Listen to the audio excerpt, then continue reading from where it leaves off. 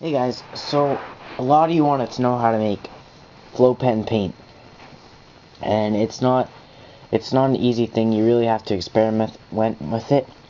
The main things you'll need are your paint thinner, a jar of course, chrome, paint, and there's optional things like dot 3, a mixing item which I'm using a Canadian nickel, a funnel to make everything easier, and if you want to make a different color than chrome, you're going to need a different color of course, but you're still going to need chrome, because chrome is a very strong kind of paint, and if you apply it to other paints it makes it stand out better when it's thinner.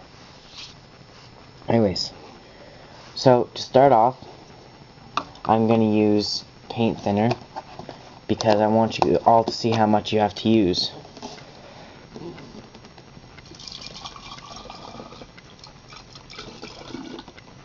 Alright, I'm going to put that much in, and hopefully you can see on cam it's about up to there. And I'm going to add paint, black paint, about half as much paint thinner, almost half as much paint to that. And you'll start to just notice when it kind of gets a little bit thicker, and that's when you want to stop. Or go a little bit more depending if you're using just chrome. But since I'm using black and chrome, I'm going to add a bit of chrome in there. Not too much because chrome's really strong.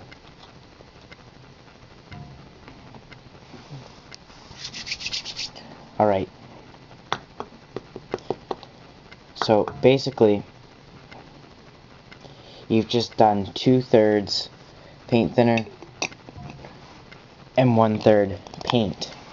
This is the absolute thinnest mixture that you can make. It's very thin.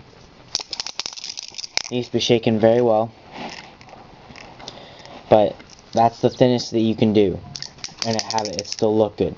You might want to add a little bit more to your taste, but I'm not sure. Some paints are thinner than others, so if you want to test that yours is like mine, and it's the right thickness, I guess you could say, take a piece of paper ripped on both sides, computer paper.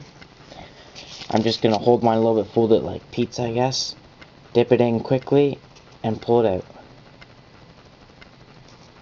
And you should see something like that.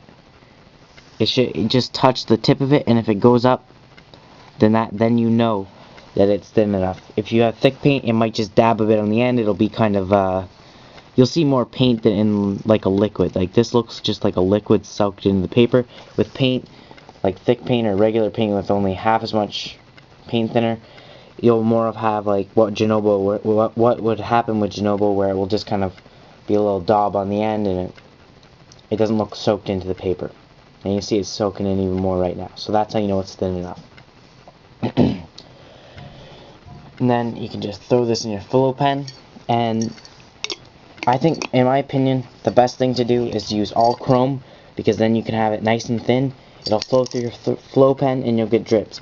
Paint in flow pens is not easy to do, but when you do it right, it can look really nice, because you're going to have these really slick looking calligraphy tip lines because of the flow pen, and it can be a little bit drippy too. It's easy to hold. It'll look really professional compared to just a mop. It's something different. It'll make your tag stand out.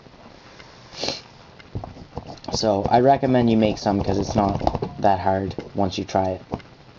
And I'll show you a little drip over here with some that I made earlier, but this one isn't using as much chrome as I should have.